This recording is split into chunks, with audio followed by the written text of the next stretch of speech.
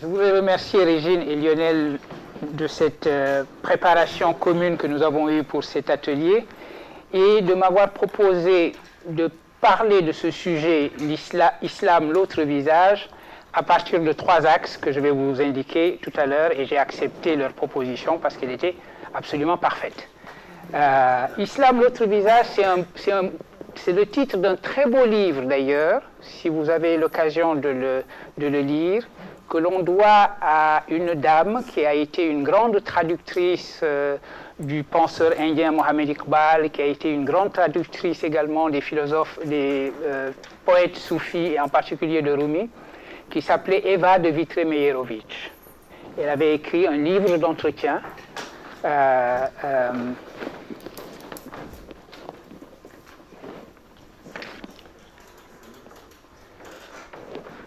Tu veux que je le fasse?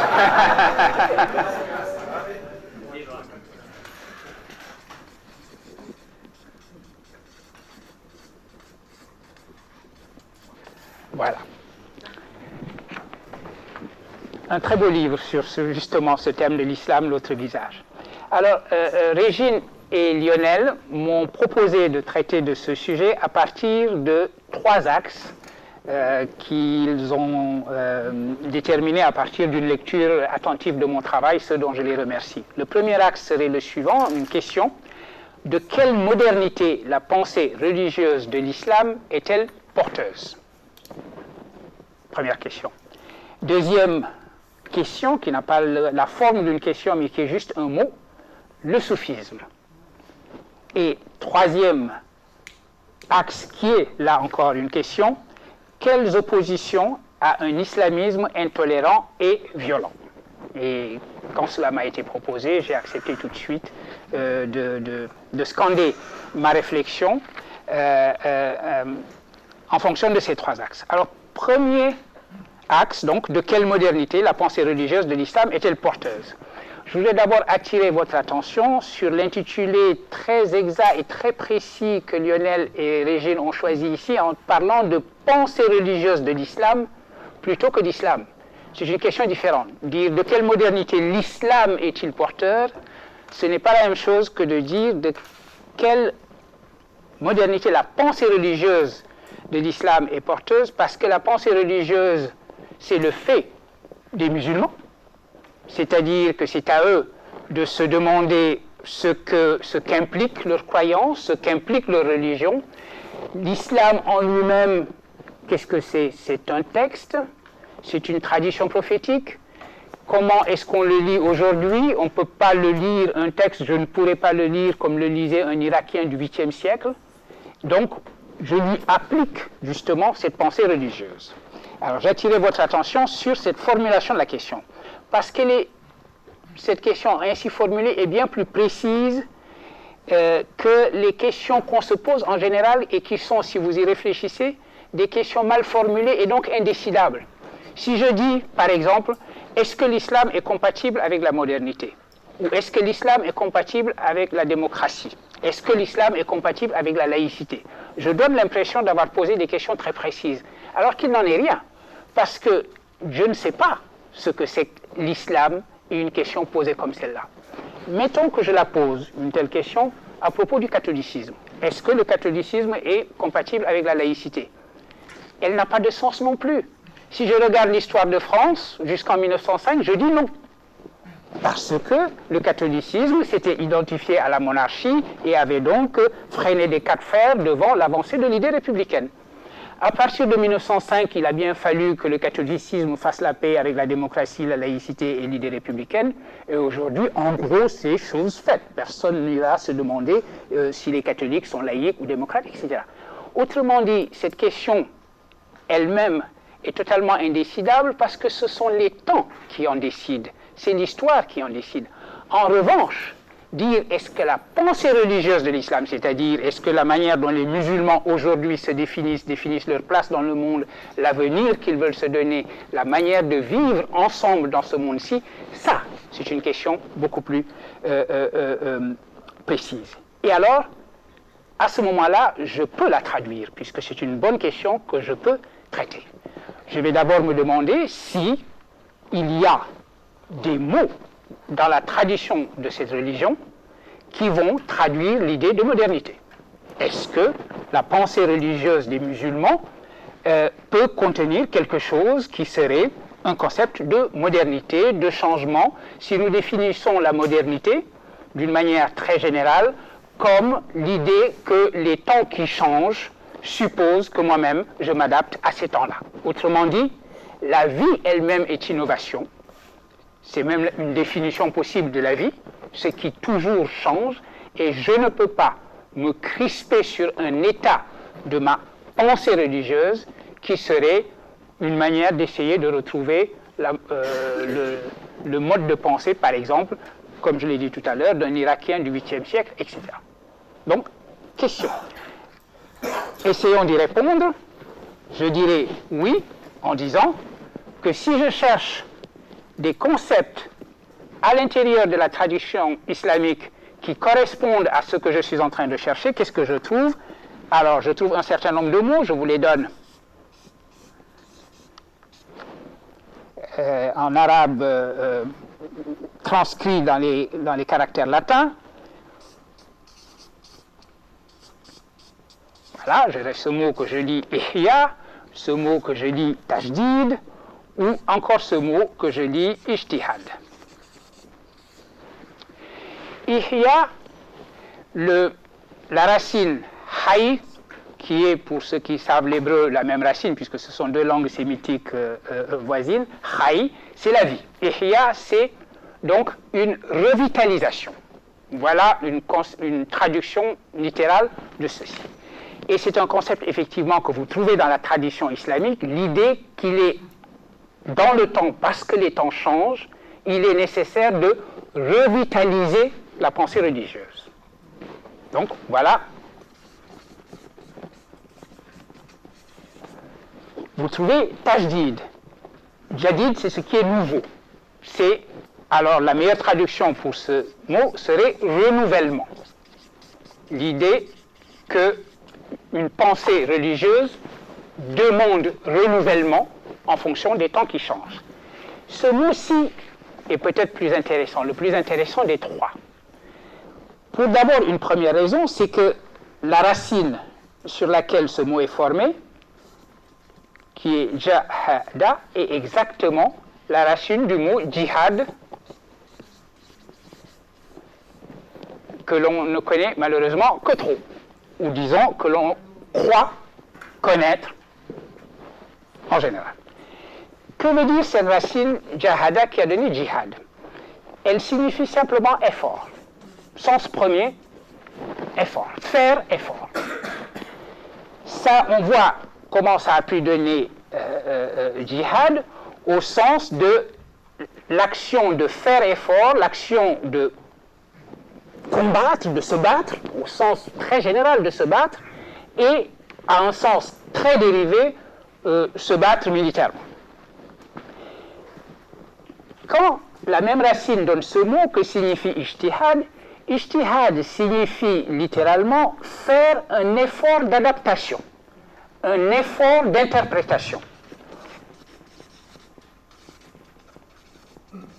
Autrement dit, on voit en quoi ijtihad, tajdid, ihya partagent à peu près des significations qui se recoupent et et l'idée qui apparaît derrière les trois, c'est effectivement cette idée que les temps changeants demandent toujours un effort d'interprétation, d'adaptation, demandent un renouvellement de nos manières de penser, demandent une revitalisation de notre pensée religieuse.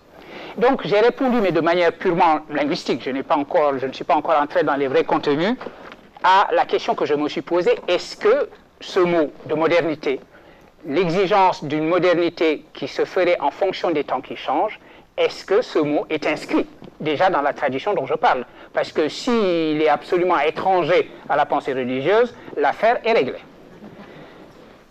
S'il en est ainsi, qu'est-ce qui fait blocage? Qu'est-ce qui fait, par exemple, que l'on ne puisse pas aller dans la direction de l'ihya ou du tajdid, etc. Pour répondre à cette question, permettez-moi de vous raconter une histoire précise qui est liée à ce concept d'ijtihad. Si vous demandez à un musulman un peu éclairé sur sa religion, ils ne sont pas si nombreux que ça. Vous avez énormément de musulmans qui s'affirment tels, mais ceux qui peuvent vous parler un peu de la religion, de son sens, de son histoire, etc., il n'y a pas beaucoup. Mais si vous demandez qu'est-ce que c'est l'ijtihad exactement, normalement quelqu'un qui est au courant, c'est-à-dire qui a quand même eu une éducation de base, vous racontera l'histoire que je vous raconte, qui a donné une définition légale, juridique, du mot effort d'interprétation. L'histoire est la suivante. Elle dit que le prophète Mahomet, à un moment donné, quand il a commencé à convertir à l'islam les Arabes de la péninsule islamique, parce qu'à sa mort, seule la péninsule arabique était devenue musulmane. Le Yémen, ce qui correspond aujourd'hui au Yémen, cette région sud de la péninsule arabique, avait, les tribus s'étaient converties et lui avaient envoyé une délégation en disant au prophète de Dieu, nous rejoignons ta religion, nous y croyons, envoie-nous donc quelqu'un pour nous enseigner notre religion. Et le prophète prend un de ses jeunes compagnons qui s'appelait Mouaz, c'est pas la peine d'entrer dans ces détails-là, et lui dit, écoute, tu vas aller chez ces tribus du Yémen et tu vas vivre auprès d'eux et tu vas leur expliquer la religion. Et il dit, bon, ben je t'accompagne. Et donc Mouaz monte à cheval, lui marche à pied, Mouaz veut descendre, il lui dit non, non, non, non. Et il l'accompagne, il lui dit, alors, quand tu vas aller les voir et qu'ils vont te poser un problème, qu'est-ce que tu vas leur dire? Et Mouaz répond, ben, je vais me prononcer sur la question en fonction de la révélation divine telle que tu nous l'as apportée. Il lui dit, c'est bien. Il lui dit, mais et s'il n'y a pas de solution immédiate dans le livre de Dieu? Il lui dit, à ce moment-là, je te connais au prophète de Dieu, je me baserai sur ton exemple. Il dit, très bien. Mais si mon exemple ne suffit pas à régler cette question, et lui dit-il alors, au prophète de Dieu, je ferai usage de mon raisonnement. Il utilise à ce moment-là le mot ijtihad. Vous n'avez pas tous les musulmans qui seraient d'accord avec le caractère authentique de cette tradition. Elle est très connue, pratiquement tous les musulmans, encore une fois, qui ont une certaine culture, la connaissent, mais vous avez des écoles qui freinent des cas de fer en disant « oh, ça peut être apocryphe », etc. Et vous voyez bien ce qui les gêne. Une question comme « et si le livre de Dieu n'en a rien dit ?» ça gêne les théologiens du tout est dit, tout est dans le livre de Dieu. Quoi? Il y aurait quelque chose qui ne serait pas dans le livre de Dieu. En plus, cette chose ne serait même pas une chose à régler par l'exemple du prophète. Et donc l'idée que Mouaz ait répondu à cette question en disant, ben voilà, je vais utiliser ma cervelle. Voilà ce qui les dérange. Les écoles, elles sont minoritaires, qui refuseraient cette tradition comme étant authentique. Et donc, cette histoire me permet de répondre à la question que je me posais. Si des concepts sont présents dans la pensée religieuse, sur lesquels on peut fonder l'idée d'une adaptation à des temps qui changent, d'où vient alors que ces concepts ne sont pas mis en œuvre le plus souvent? Parce que vous avez ceux qui s'opposent à cette idée même que les temps sont ouverts, que tout n'est pas déjà dit une fois pour toutes, et que l'être humain a la liberté de répondre à des questions qui se posent et qui n'ont pas de précédent possible, qui ne sont pas déjà inscrits dans un texte qui aurait tout dit et qui ne sont pas déjà inscrits dans l'exemple d'un prophète qui, après tout, était un homme qui est mort au 7e siècle et non pas au 21e siècle. Voilà donc la manière dont vous pouvez voir déjà l'idée du conservatisme et la manière dont le conservatisme va utiliser, lorsqu'il utilise ce terme-là, va lui trouver une traduction conservatrice. Parce que si vous dites, bon, je fais usage de mon raisonnement pour régler des questions qui, après tout, sont des questions qui surviennent aujourd'hui. Si je demande, par exemple, une question aussi bête, je vais prendre un exemple bête, est-ce que le Coran interdit le cannabis? Vous ne trouverez pas le mot cannabis dans le Coran. Et donc, soit ma question n'a pas de sens, soit elle laisse ouvert toutes les possibilités, ou alors vous dites, le Coran interdit de boire du vin. La raison pour laquelle le vin est interdit, c'est probablement parce qu'il rend ivre. D'ailleurs, un verset parle du fait de ne pas s'approcher de la prière lorsqu'on est en état d'ivresse. Par conséquent, tout ce qui a les mêmes effets est également interdit. Ce que j'ai fait, c'est trouver un précédent qui me permette de décider d'une question qui n'avait pas été réglée. Il y a deux manières de passer le précédent. C'est ou bien j'ai la volonté d'enchaîner le présent au passé. Je suis traditionnaliste, donc je veux à tout prix nier pratiquement les temps qui changent. Pour toute chose qui se présente à moi, il faut que je trouve un équivalent passé pour pouvoir dire les fondements ont déjà réglé la question. Ou alors, ma pensée du précédent, c'est que précisément il est de la nature du temps de toujours apporter de la nouveauté et qu'il m'appartient librement de penser cette nouveauté. Ça a l'air abstrait ce que je dis là, alors je le traduis politiquement. Qu'est-ce que cela veut dire politiquement? À la mort du prophète, la communauté musulmane s'est donné une institution que lui-même n'avait pas indiquée, dont le nom n'est pas dans le Coran du tout, qui est le califat. Les musulmans ont développé, après la disparition du prophète Mohammed, un califat et ont eu des califes jusqu'en 1924, puisque c'est en 1924 que Mustafa Kemal Atatürk, la révolution turque, a aboli le califat. Question. Est-ce que le califat est essentiel à l'identité politique musulmane? Si c'est le cas, si vous dites puisque le califat est traditionnel, c'est ça la forme politique musulmane, évidemment, il faut réinventer le califat. Il faut réinventer cette chose horrible, ce monstre qu'est Daesh. Ou alors, vous pouvez dire, non, ce n'est pas le bon califat, mais vous cherchez toujours le califat. Ou alors vous dites, vous lisez les temps. Eh bien, le califat a fait son temps.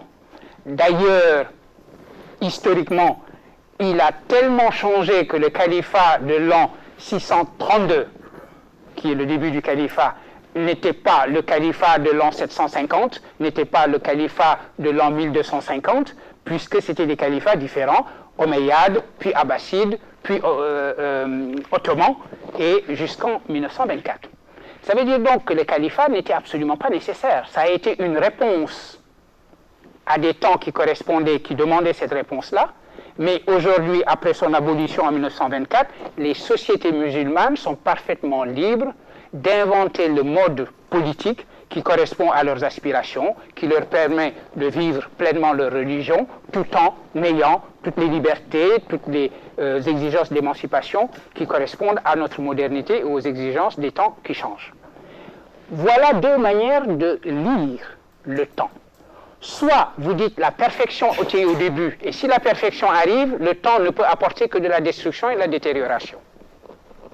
Et donc vous vous crispez contre le temps, vous hurlez à la mort contre les temps qui changent. Ou alors, vous dites le temps, ce n'est pas la destruction du sens, c'est son déploiement. Le sens advient dans le temps. Le temps n'est plus l'ennemi, au contraire, le temps est désirable. Dieu lui-même, d'une certaine façon, est le temps. Et il y a un hadith, une tradition très curieuse qui dit cela, qui dit « Ne vinifiez pas le temps, car Dieu est le temps ». Quelque chose d'absolument incroyable, difficile à penser. Voilà donc deux attitudes possibles que vous pouvez avoir vis-à-vis du temps. Des attitudes qui correspondent à la signification que vous donnerez de ces termes-là, comme ouverture à l'avenir, ou bien fermeture et désir d'en rester au passé. Ce sont ces deux attitudes qui se disputent et qui se sont disputées pratiquement tout le temps, ce qu'on a appelé la pensée religieuse de l'islam. Voilà la première manière dont je voulais traduire notre propos sur la modernité dont la pensée religieuse de l'islam est porteuse. Donc la deuxième attitude, la deuxième philosophie du temps, est-elle porteuse de cette modernité? alors que la première, qui est crispation contre le temps, au contraire, en est la négation. La deuxième question posée par Lionel et Régine concernait le soufisme. On parle beaucoup aujourd'hui du soufisme. Qu'est-ce que c'est? Pour parler vite, on va dire c'est la dimension mystique de l'islam. Mais la raison pour laquelle on parle beaucoup du soufisme aujourd'hui, c'est que ce que nous lisons dans nos journaux, qui commencent à se demander au fond quel est de tous ces visages de l'islam, celui qui est le plus prometteur d'une vie apaisée, d'un climat apaisé, d'un vivre ensemble, d'une acceptation du pluralisme, de la tolérance, etc., etc. Et on dit, ah, il y a chez les musulmans des gens gentils, qui sont les soufis, et c'est vrai que les méchants, ce sont les salafistes. C'est trop simple. Vous êtes des chefs d'entreprise, quand c'est aussi simple que ça, vous êtes troublés, vous vous dites, ça ne peut pas être vrai. Oui et non. Oui et non. Pourquoi dira-t-on que non? Parce que cette opposition est une simplification abusive. Parce que cette opposition consiste à dire, par exemple, que le salafisme est nécessairement violent et que le soufisme, lui, c'est le pacifisme. On compliquera la situation si on regarde les faits. Dans les faits, il n'y a aucune liaison nécessaire entre salafisme et violence.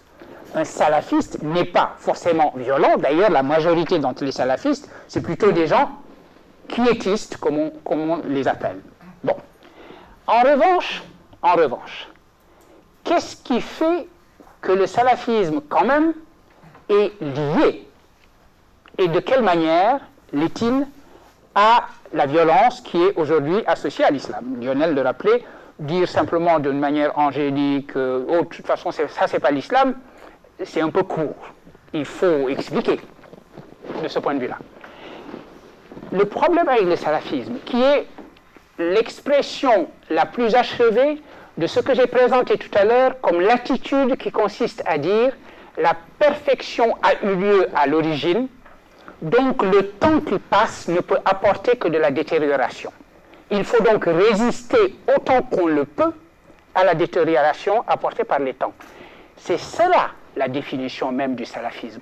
Le mot salafisme vient du mot salaf, et salaf, ça veut dire les pieux ancêtres.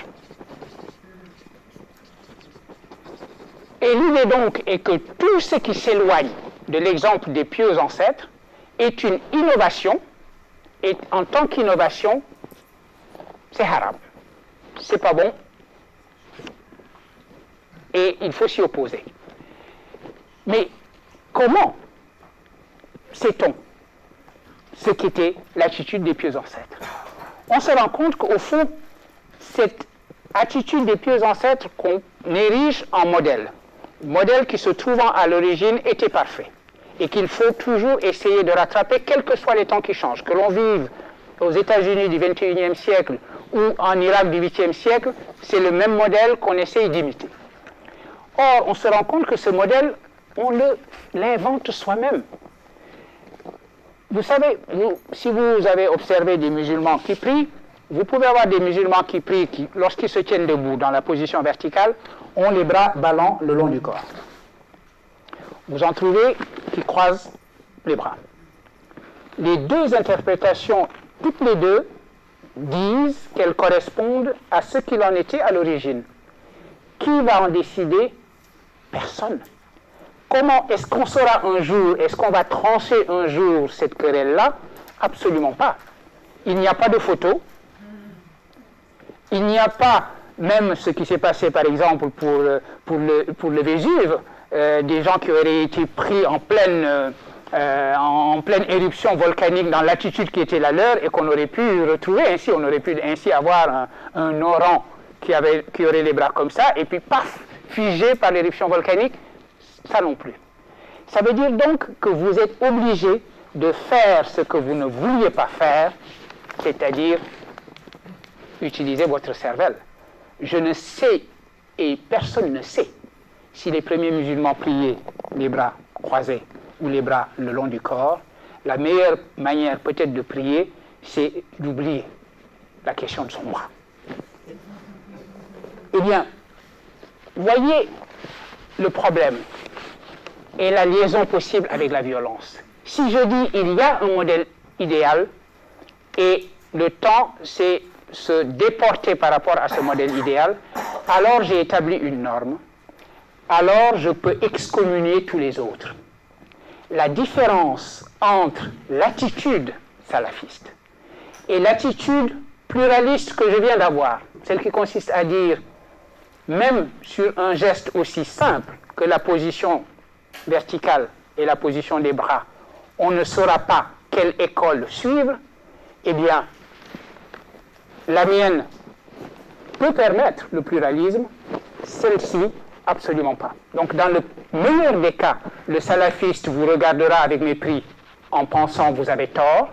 Dans le pire des cas, il peut donner naissance à une école qui dira vous êtes tous impies, vous êtes tous excommuniés, il n'y a de vrais musulmans que vous, moi et mon groupe. À ce moment-là, évidemment, vous pouvez poser des bombes chez tout le monde, puisque personne n'est innocent. C'est le mécanisme psychologique qui peut faire basculer dans la violence, mais encore une fois, il faut éviter de penser que le salafisme en lui-même est violent. Pourquoi est-ce que ce côté-ci aussi est une simplification? Ce n'est pas vrai que les soufis sont pacifistes tout le temps. Il y a des soufis qui se sont battus. Je vous donne un exemple que les Français connaissent bien. 1830, la France conquiert Alger. Et c'est le début de la colonisation française. Ça va être le début de la colonisation de l'Algérie, et puis la France s'engage dans l'aventure coloniale. Qu'est-ce que vous faites si vous êtes un Algérien et que vous voyez débarquer des colons qui disent qu'ils vous apportent la civilisation et qu'ils vont entrer dans votre pays et s'installer parce que c'est chez eux? Vous dites non. Et c'est ce qu'a fait Abdelkader, l'émir Abdelkader. L'émir Abdelkader était un soufi de l'école de la Qadriya, comme son nom l'indique, et il a écrit des pages magnifiques de pacifisme, des pages où il exalte la vie telle qu'elle est créée par Dieu et ce qui fait le caractère sacré de la vie, où il exalte le pluralisme dont je viens de parler. Et on a du mal à réconcilier celui qui écrit ces textes-là et celui qui est monté à cheval pour se battre. Mais parce qu'il n'a jamais dit, malgré cela, que la signification armée du djihad était impossible. Simplement, ce qu'il a fait, c'est considérer qu'à l'exemple des origines de l'islam, défendre sa patrie contre l'envahisseur devenait un devoir, à condition que ce devoir militaire, traduit militairement, se passe selon les lois de ce que l'on appelle la guerre juste dans toutes les religions. Le judaïsme ou le christianisme avec saint Thomas d'Aquin ou l'islam sont toutes des religions qui ont défini de manière très précise les règles de la guerre qu'ils ont définies comme justes. Vous trouvez cela chez saint Augustin, vous le trouvez chez saint Thomas, etc., etc. Donc il arrive au soufisme de se battre. Mais pourquoi dit-on qu'il est quand même pacifiste? En lisant par exemple des textes de quelqu'un comme l'émir Abdelkader, etc. C'est que sa philosophie elle-même, étant profondément pluraliste, est par nature plus ouverte à la différence. C'est une école de pensée qui accorde toute sa valeur à ce que j'appellerais l'anthropologie coranique, la manière dont le Coran définit l'humain, qu'est-ce que c'est que l'humain, et quelle est la destination de l'humain. Une sourate du Coran, qui est très importante dans la méditation des soufis sur la signification de la religion, dit la chose suivante, que je présente très rapidement. Ce passage coranique dit que Dieu a, à un moment donné, convoqué toutes les âmes à naître, dans une espèce de prééternité, tout ce qui va être créé, et leur demande, ne suis-je pas votre Seigneur? Et le texte dit, toutes ces âmes répondirent alors, ah oui, si fait, tu es notre Seigneur. L'idée étant que ce qui définit l'humain comme humain, c'est ce consentement premier à Dieu, ce oui qu'il a dit à Dieu. Ensuite, dit le texte coranique, c'est un mythe absolument extraordinaire, les humains, les âmes sont envoyées sur terre et après s'être entre-avalées dans l'ordre où elles vont apparaître dans l'histoire humaine. Cet envoi sur terre, cette sorte d'exil de leur lieu naturel, qui était cette proximité où ils avaient dit oui à Dieu, signifiera également qu'ils auront oublié. L'être humain est un être par nature oublieux de qui il est et de qui est son Seigneur, et les deux étant liés. On oublie qui on est parce qu'on a oublié le oui primitif qui nous constitue. Et donc, toute l'aventure de l'humain va consister à essayer de se rappeler, de retrouver qui il est et, ce faisant, de retrouver Dieu. Cela veut dire donc que les humains vont inventer toutes les formes possibles et imaginables de traduction de cette force qui est en eux et dont ils ne savent pas toujours la nature. Ils savent qu'ils sont à la recherche de quelque chose, mais quoi? Ils sont des êtres de désir, mais désir de quoi? Ils sont des êtres d'amour, mais amour de quoi? Autrement dit, l'amour qu'ils partagent entre eux, l'amour qu'un père a pour sa fille, c'est le plus bel amour, celui-là. Un homme pour sa femme, la femme pour son fils, etc. Eh bien, toutes ces formes-là sont puisées à cette sorte d'amour métaphysique cosmique primitif qui est ce dont nous sommes faits comme humains. La religion est un des multiples rappels de qui nous sommes et de ce que nous avons à devenir. Pourquoi est-ce que ce passage est au cœur de la métaphysique du soufisme? Parce que pour eux, cela explique tous les phénomènes humains comme des phénomènes amoureux, et même quand l'amour est aveugle sur sa finalité réelle, il est présent en chacun d'entre nous. Autrement dit, Dieu a posé sa marque sur nous, même si nous oublions cette scène primitive qui nous constitue, elle est présente en nous et elle nous meut. Et donc le soufisme, au fond, toutes les traditions spirituelles sont autant de traductions de la force d'amour. Elles sont totalement différentes parce que les humains ont oublié ce moment primordial, mais elles sont également fondamentalement la même chose, y compris des formes d'irreligion, parce que c'est le même moteur amoureux qui meut les humains. Ça veut dire donc que le pluralisme, la possibilité du pluralisme, est inscrite dans leur manière même de penser, dans leur approche de la signification de la destination de l'humain, telle qu'elle est inscrite dans le Coran. Donc de la même manière que le salafisme, par définition, est exclusiviste, s'il y a un idéal dont tout ce qui est différent s'est écarté, vous ne pouvez pas accepter la possibilité d'interprétations multiples. En revanche, si vous avez la métaphysique que je viens de décrire, l'unicité d'un même moteur qui est l'amour, et la multiplicité de ces traductions possibles, à ce moment-là, vous pouvez être plus ouvert envers quelqu'un. Ce n'est même plus de la tolérance, comme disait Frédéric ce matin, qui accepterait d'être simplement toléré. Ce n'est pas de la tolérance. Si je m'intéresse à quelqu'un qui ne pense pas comme moi, c'est parce que je pense que sa manière de penser va m'enseigner quelque chose sur ma propre manière de penser. Et ça, c'est infiniment plus positif et plus respectueux que de dire simplement « je sais bien que tu as tort, mais bon, je te permets de t'asseoir à côté de moi et d'être mon binôme avec qui je vais discuter religion. » Voilà ce que je souhaitais dire sur ce deuxième point. Troisième point, qui est aussi un point de conclusion. Alors, la question à $1000, que faire contre l'islamisme intolérant et violent? Oui.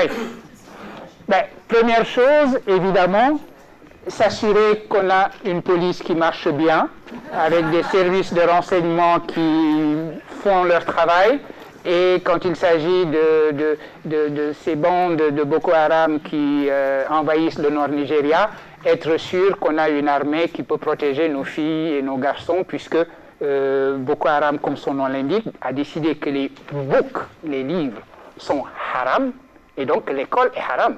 Quand on les voit attaquer les écoles et trucider les étudiants et les élèves, c'est dans leur logique démente l'idée qu'ils font quelque chose d'impie, en allant vers ces sciences profanes, comme si connaître était une chose profane.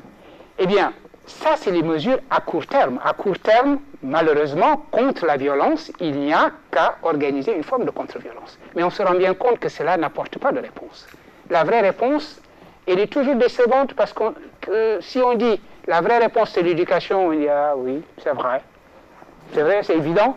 Mais on se dit, bah, l'éducation, si je commence une réforme, il paraît que les ministres français font des réformes chaque fois qu'ils arrivent.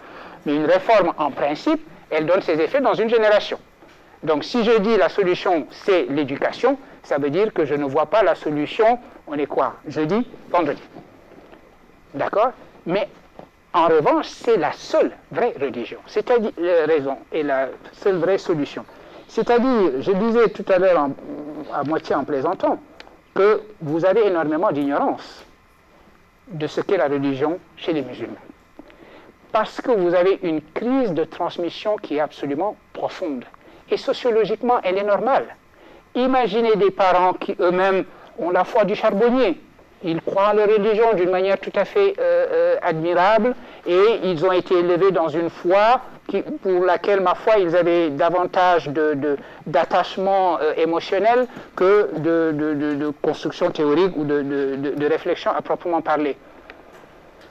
Ils ont des enfants qui eux-mêmes sont profondément éloignés de la religion, qui à un moment donné ont l'impression que pourtant c'est des religions qu'ils ne connaissent pas vraiment, c'est vraiment leur identité et qu'ils l'affirment, surtout s'ils l'affirment contre, dans une forme de révolte première, et qu'ils décident que ça va être leur identité la plus immédiate, la plus simple. Cette doctrine est plus attirante pour eux. Elle dit il y a un idéal qui était là. Apprenez, venez que je vous dise quelle était l'histoire sainte des guerres qui avaient été menées contre les polythéistes, etc., etc. Eh bien, les temps d'alors sont exactement les temps de maintenant. Le temps ne compte pas, puisque vous avez l'idéal qu'il faut imiter. Il n'y a aucune raison de se dire que les temps ont changé, puisque malgré le changement des temps, cet idéal, lui, demeure la norme qui nous commande de nous comporter de telle ou telle manière. Vous avez donné un discours simple qui évite précisément toutes les épaisseurs culturelles, toutes les épaisseurs de l'histoire, parce que vous niez ces épaisseurs de l'histoire. Et ce discours-là, vous pouvez le transférer tranquillement dans des formes numériques offertes par l'Internet. Donc vous avez des générations entières qui, sous prétexte de retrouver leur foi, bricolent une religion à partir d'éléments puisés ici ou là. On donnera telle ou telle citation, on donnera tel ou tel exemple historique, etc. Et on bricolera un système de croyance. C'est contre le bricolage que l'éducation se pose. L'éducation est un acte de patience. On oublie toujours, il ne faut jamais oublier que l'éducation est un acte total. Ce n'est pas simplement une transmission immédiate de connaissances. C'est déjà cette formation d'un individu, cette manière de rappeler à l'individu qui il est, et puisqu'il se dit religieux, qui est son Seigneur. Et cette éducation prend le temps que l'on n'a plus aujourd'hui. Si vous regardez le profil des terroristes, ce n'est pas seulement qu'ils se radicalisent, on ne sait pas trop ce que signifie le mot se radicaliser. Je sais qu'en France, par exemple, il y a cette discussion pour savoir si c'est une radicalisation de l'islam ou une islamisation de la radicalité. C'est très français, ce genre de phrase. Je me dis, ça y est, je suis à nouveau chez moi, en monde francophone. Il n'y a que chez nous qu'on dit des choses comme ça. Chez les Américains, ce serait une phrase où on dirait, oui, votre phrase est jolie, mais est-ce qu'elle a vraiment un sens? Et ce qui est important, c'est la vitesse avec laquelle ça se passe. Du jour au lendemain, on a affaire à une petite frappe qui vend de la drogue, et paf, 3 jours plus tard, ça devient le héros porteur des valeurs de la religion, etc., qui se brûle la cervelle en faisant bien attention de d'abord brûler la cervelle de beaucoup d'autres de ses contemporains avant. Eh bien, contre ces phénomènes-là, vous ne pouvez véritablement opposer à moyen et à long terme que la patience de l'éducation. En vous rappelant que le mot éducation est un mot qui n'est pas simplement la donnée d'information, mais véritablement la constitution d'un être humain est d'abord une manière de l'arracher des ténèbres de l'ignorance pour le scepticisme du savoir. Le savoir, ce n'est pas des réponses toutes faites. Le savoir, bien souvent, consiste bien davantage à être le plus sceptique possible par rapport à ce qu'on croit être des affirmations.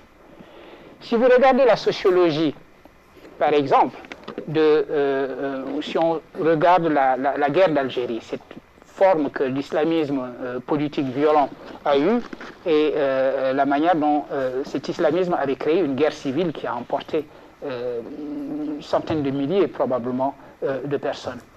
Les dirigeants sont des gens modernes, si vous entendez par moderne que ce sont des médecins, des ingénieurs, etc. Et souvent, ils viennent des sciences dites dures, précisément. Médecine, technologie, etc. Très rarement de ce que nous appelons les humanités. Précisément, peut-être, parce que les humanités sont cette école de scepticisme. Ce que l'on apprend dans les humanités, c'est creuser une forme de distance entre soi et les certitudes les mieux assurées. Au lieu de les asséner, ces certitudes, on les interroge. Et le simple fait de pouvoir se décentrer, de se demander, de se dire, je crois évidemment ce que je crois, mais d'où est-ce que je le tiens? Pourquoi est-ce que quelqu'un d'autre pourrait ne pas croire comme je crois? Pourquoi quelqu'un d'autre pourrait avoir une interprétation différente? Si vous apprenez à poser ces questions-là, je ne crois pas que vous aurez appris de même geste à poser des bombes. Eh bien, c'est ce travail d'éducation qui me semble, à long terme, la réponse à la question qui a été posée par Régine et Lionel, que je remercie encore une fois. Et je vous remercie, vous aussi.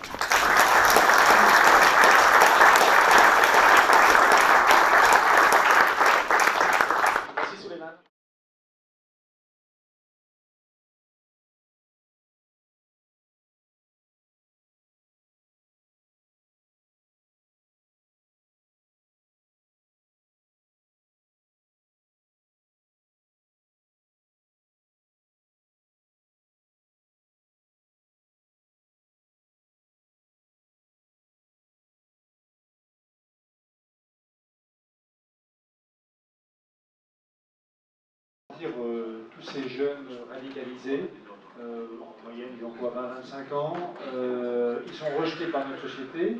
Et est-ce que c'est pas simplement une façon de se rappeler qu'ils existent et de demander une façon de vivre, un idéal comme ça que notre société ne peut pas leur offrir? Ils sont,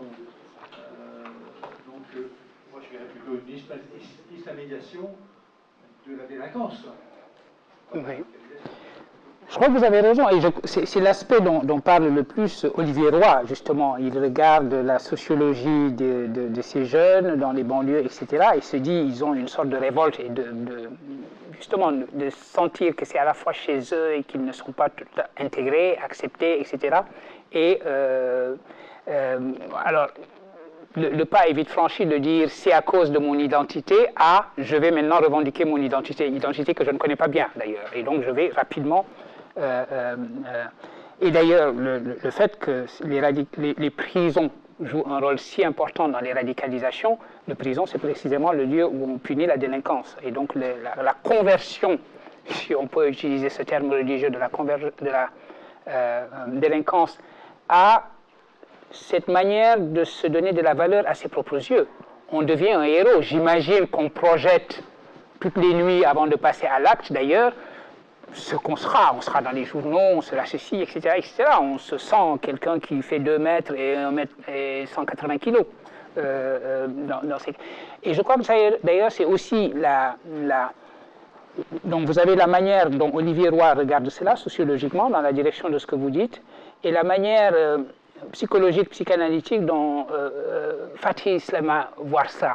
Il a une expression d'ailleurs sur le super musulman, enfin quelque chose comme ça. Au lieu d'être Superman, on va être le super musulman, plus musulman que tous les autres. Moi, je comprends vraiment ce que c'est. Vous êtes des musulmans trop accommodants avec les temps modernes, etc., etc. Et je crois qu'il y a de ça, vous avez raison. Il y a une part de responsabilité là-dedans. Alors, il y a une part de responsabilité, non pas individualisée comme cela, mais de la société. C'est-à-dire parfois, on pose mal la question, on la pose à l'envers. On dit, est-ce que, par exemple, quand on pose la question, la mauvaise question, comme j'ai dit au début, est-ce que l'islam peut s'intégrer à la société ouverte? D'accord? On part du principe qu'on a une société ouverte, Et que si on ne s'y intègre pas, c'est qu'on a une sorte de fermeture mentale et psychologique pour cela. Et on ne se demande pas si on est vraiment une société ouverte. Qu'est-ce que c'est qu'une société ouverte? Quelle est la capacité d'accueil des sociétés? Est-ce que lorsque les sociétés demandent que l'on s'assimile, elles ne sont pas en train de demander une homogénéité? Homogénéisation, ça n'est pas l'assimilation. Quelle est la différence qu'une société peut intégrer? Ça mesure son caractère d'ouverture. Et c'est là que je situerai la responsabilité. Parce que, effectivement, on peut se poser la question, dans quelle mesure est-ce que ces jeunes ne se sentent pas rejetés? Pour vous donner un exemple plus précis, si on regarde sociologiquement les jeunes musulmans en France, bon, je simplifie, et les jeunes musulmans aux États-Unis. Les États-Unis et l'Europe, de ce point de vue-là, ont à peu près les mêmes problèmes de terrorisme possibles. Mais, paradoxalement, beaucoup moindres aux États-Unis. Pourquoi?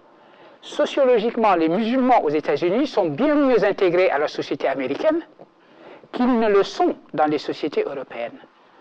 Souvent, en France, on a entendu « le communautarisme anglo-saxon, etc. » Sauf que le communautarisme anglo-saxon, sur ce plan-là, fonctionne. Sociologiquement, les musulmans aux États-Unis sont, en termes de richesse et en termes d'éducation, au-dessus de la moyenne américaine. C'est l'inverse en France. Aux États-Unis, les communautés musulmanes sont plus riches que la moyenne américaine et mieux éduquées. Ceux qui sont venus là, Pakistanais, Indiens, etc., pour la plupart majoritairement, sont des docteurs, des ingénieurs, etc. Ici, sociologiquement, c'est différent. Donc, il y a de cela. Il y a cette question d'intégration, de se sentir dans la société au sein de laquelle on vit. Et c'est là que je poserai la question de la société, de la responsabilité de la société qui se dit ouverte et qui pourtant ne mesure pas à quel point elle peut être fermée à certaines populations.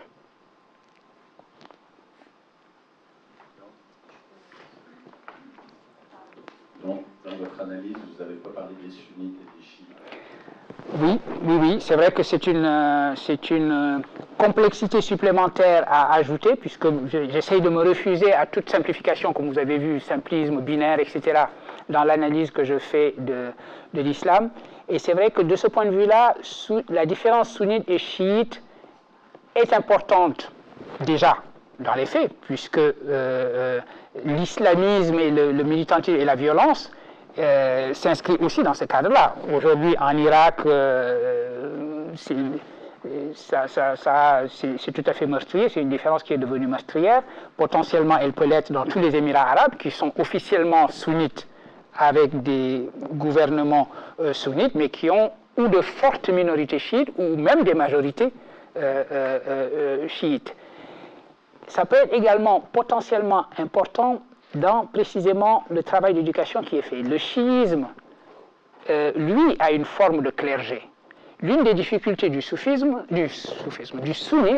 c'est qu'il n'y a pas de clergé, il n'y a pas de hiérarchie. Si aujourd'hui vous vouliez, par exemple, faire des transformations dans le catholicisme, mettons qu'on puisse être femme et prêtre, ou marié et prêtre, on sait à qui il faut s'adresser. On pétitionne le pape François, le bon pape François. Si vous voulez avoir des transformations dans le monde sunnite, bon, en général, on considère que le cheikh d'Al-Azhar en Égypte a une espèce d'autorité morale, mais cette autorité est purement morale. Je n'écoute pas, moi, ce que dit le cheikh Al-Azhar. Je ne sais pas quelles sont ses pensées sur tel ou tel aspect des choses. Et donc, cet effritement qui est dans le sunnisme fait que les transformations vont passer par des chemins différents. L'ijtihad, vous pouvez dire que dans un cas, il y a des auteurs, vous pouvez, s'il y a une hiérarchie religieuse, une espèce de clergé, vous pouvez dire un tel va exercer cette fonction d'ijtihad. Mais dans le sunnisme, qu'est-ce que ça va être? Ça ne va pas être un individu, ça va être plus davantage peut-être un mouvement de pensée. Et il y a un mouvement de pensée, en fait, en islam, qui est ce mouvement moderniste de l'ijtihad au sens où je l'ai défini. Et il n'est pas négligeable. Il existe depuis le 19e siècle, au moins, des gens qui pensent dans cette ligne-là, qui pensent cette modernisation de l'islam. Simplement, ils font moins de bruit, évidemment, que les bombes, mais je crois qu'ils sont à la pointe de ce mouvement d'éducation et que l'avenir, de ce point de vue-là, leur appartient. C'est mon côté optimiste de penser comme ça. Je voulais juste rebondir sur cette question-là.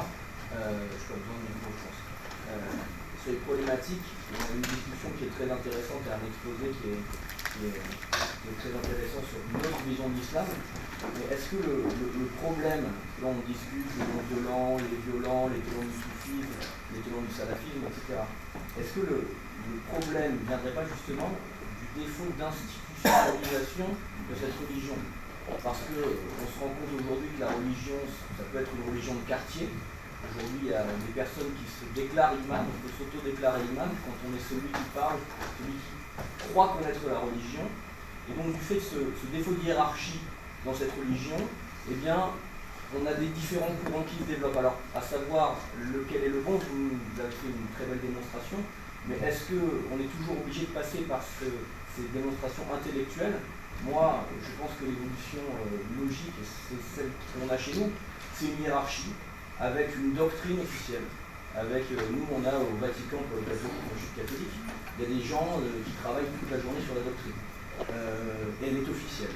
Donc aujourd'hui, nous, au sein de notre religion, il n'y a pas de débat entre savoir ce qu'il faut et ce qu'il ne faut pas. Ou alors, peut-être pas autant, je crois que mon voisin de n'est pas tout à fait d'accord. Mais en tout cas, on a une ligne. On a une ligne, si vous voulez, dans notre religion actuelle, qui est assez, je parle avec des guillemets et avec toutes réserves, qui est assez moderniste et qui s'adapte à notre société démocratique aujourd'hui. Le problème de l'islam, je crois, vient aussi de cette désorganisation qui existe dans cette religion, qui ne nous permet pas, je crois, aujourd'hui, d'évoluer sereinement par rapport à notre société moderne.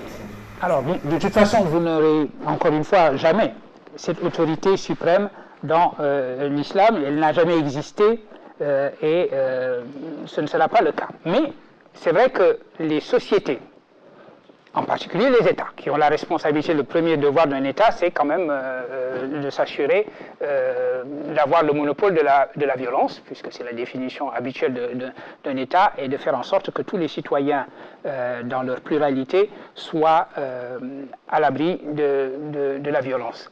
Et donc, ces États cherchent des solutions qui vont dans le sens que vous indiquez. Non pas d'avoir une hiérarchie, on ne va pas nommer quelqu'un mujtahid, c'est-à-dire spécialiste de l'ijtihad, etc.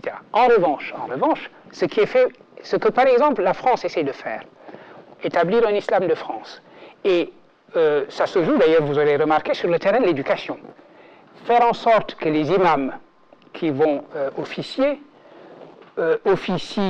dans la langue du pays en français, et puis selon les valeurs ambiantes du pays, c'est-à-dire qu'ils soient eux-mêmes formés à la signification de la laïcité. Vous savez, vous avez des traductions du mot laïcité qui signifient absence de religion. Si vous traduisez comme ça, c'est déjà joué. Les gens vont vous dire quoi, absence de religion, c'est... Voilà. Et donc, les former à ces valeurs-là, alors, un pays comme la France le fait, parce que c'est sa propre tradition républicaine laïque. Un pays comme le Maroc le fait.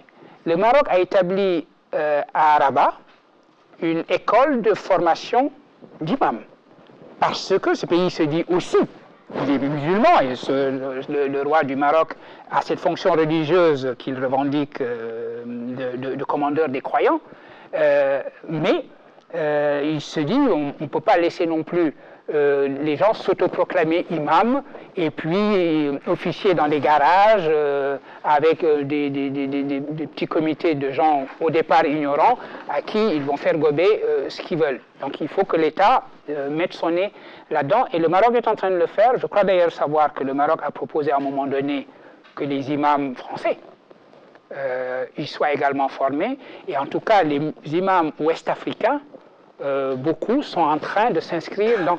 Donc la direction que vous indiquez est en train d'être prise par des États qui se disent on ne peut pas laisser les choses comme ça en l'État avec des possibilités d'autoproclamation d'imam sans que l'État mette son nez. C'est plus difficile d'ailleurs pour un État laïque qui se définit comme totalement dégagé des non-interventionnistes, et c'est un des challenges, un des défis qui se posent à toutes les sociétés, qu'elles soient des sociétés européennes accueillant aujourd'hui d'importantes minorités musulmanes, ou les sociétés musulmanes qui sont confrontées à ces mêmes possibilités. Dans mon pays, le Sénégal, qui a une solide tradition démocratique et qui a une tradition de cet islam soufi, etc., il y a un imam en arrestation, qui est en état d'arrestation en ce moment, et qui avait commencé à diffuser des doctrines islamistes violentes. Le problème aussi avec le financement en Arabie Saoudite, avec des imams qui venaient en Belgique en particulier et en France, qui venaient dispenser l'islam salafiste en France. Le contrôle. Encore des questions? Oui, pouvez-vous nous éclairer, s'il vous plaît, sur l'évolution de la pensée religieuse de l'islam dans son rapport à la femme musulmane? Oui. Alors, justement, je vous donne un exemple de lecture dans la deuxième direction que je vous indiquais sur cette question, par exemple, des femmes musulmanes. Et sur une question très précise à laquelle on associe l'islam en général, qui est la polygamie. Je vous cite un verset du Coran qui dit vous pouvez épouser 2, 3, 4 femmes si vous pouvez être juste envers toutes. Et plus loin, dans un autre chapitre, un verset qui dit vous aurez beau essayer d'être juste, vous ne le pourrez jamais. Vous avez une école qui, de ces deux prémices, a tiré en toute logique la conclusion nécessaire selon laquelle la polygamie, en fait, est interdite. Vous pouvez avoir cette lecture-là. Vous pouvez avoir la lecture littéraliste de celui qui vous dit 2, 3, 4. Ils vous diront même, puisque le verset n'a pas commencé par une, mais directement 2. Bon. Les hommes, dans toutes les sociétés, ont toujours trouvé les moyens de faire en sorte que les femmes leur soient soumises. Et ça, dans le cas d'espèce, vous pouvez trouver toutes les interprétations possibles et imaginables qui permettent de lire les choses de la manière la plus conservatrice qui soit. Voilà, par exemple, sur une question précise, et je vous remercie parce que si on était parti d'ici sans avoir posé cette question, on n'aurait quand même pas rempli 50% de ce que devait être notre discussion.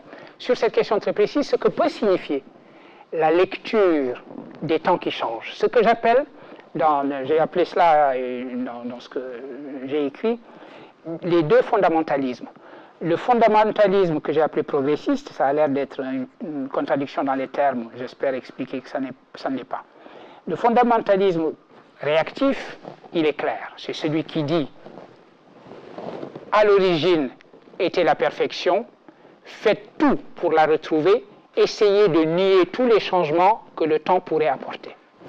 Le fondamentalisme progressiste consiste à dire, voilà deux versets d'une révélation au 7e siècle dans une société arabe où 4 femmes, c'était une limitation. Nous, ça nous semble une licence incroyable. D'accord? Moi qui n'ai qu'une épouse, je dirais, mais je suis à peine marié, ça ne compte pas. Eh bien, à l'époque, c'était une limitation. Quand ce verset a dit 2, 3, 4 et s'en est arrêté là, les compagnons du prophète étaient totalement bouleversés en disant, mais enfin, qu'est-ce que nous faisons de nos épouses? Parce qu'ils en avaient la tonne et le quintal. C'était pas 4. Donc 4 était une limitation. Il n'y a pas le mot charia. C'est-à-dire que l'idée d'un corps législatif, d'un corps de principe réglant tous les aspects de la vie, etc., est une pure construction. Le verbe shara'a, qui signifie cheminer, il existe sous la forme de verbe, mais le substantif sharia est une construction après coup. C'est-à-dire, le prophète, comme j'ai dit tout à l'heure, n'a jamais, et le Coran ne parle pas du mot califat du tout. J'ai dit ce matin dans mon propos, qui était tout à fait autre, que le mot calife signifie lieutenant, et il définit l'humain. L'humain en général, il ne dit pas le musulman. Il dit l'être humain est calife de Dieu sur terre. Il tient lieu de Dieu sur la terre. Et c'est le seul sens du mot calife. Le mot calife a eu une signification politique après la mort du prophète. C'est-à-dire que la société musulmane organisait un califat avec une législation inspirée du Coran, évidemment, disant voici comment il faut régler les questions de succession, il faut régler ainsi les punitions, les châtiments, il faut ainsi, etc. C'est une construction d'une société qui, étant une société, est bien obligée à un moment donné de se donner des règles de fonctionnement. Donc, c'est la raison pour laquelle tout ce qui est, je parlais du fondamentalisme progressiste, c'est-à-dire que si on revient au fondement, au texte coranique lui-même, les auteurs qui ont estimé que le califat n'était absolument pas nécessaire aux sociétés musulmanes ont dit, mais d'abord, montre-moi où se trouve le califat dans le Coran. Il n'y est pas. Il a bien fallu que la communauté qui avait été créée par Mohammed après son départ continue de vivre. Et pour répondre à la question que faire maintenant, ils ont inventé une institution qu'ils ont appelée califat. Elle n'était pas inscrite originairement dans le texte. Et donc vous avez effectivement cette construction aujourd'hui, d'ailleurs une volonté de contraste qui est une des simplifications que je refuse. La volonté de contraste est une construction souvent d'ailleurs liée au christianisme. Le christianisme aime à se définir comme la religion de l'amour par différence d'avec la religion de la loi que serait le judaïsme et l'islam. Ça n'est pas faux, encore une fois, c'est comme quand je dis, mais ça n'est pas vrai non plus. Parce que dire du Coran qu'il est un texte législatif et que tout est réglé et tout est prévu, etc., dans le détail de la lecture de ce texte, ce n'est pas vrai. Voilà. Merci. Merci à vous. Merci infiniment.